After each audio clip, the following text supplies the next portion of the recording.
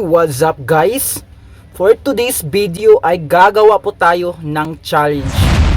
Aharapin ko po yung takot lahat sa buhay ko na mag-isa lang doon sa islands.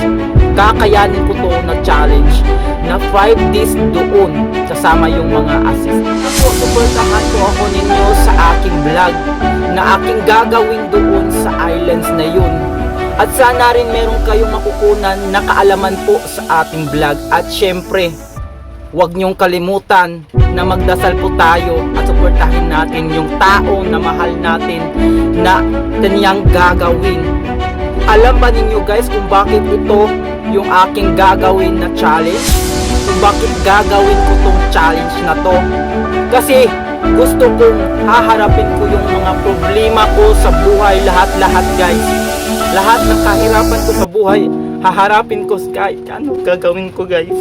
Siyempre guys, God lang yung nagbibigay ng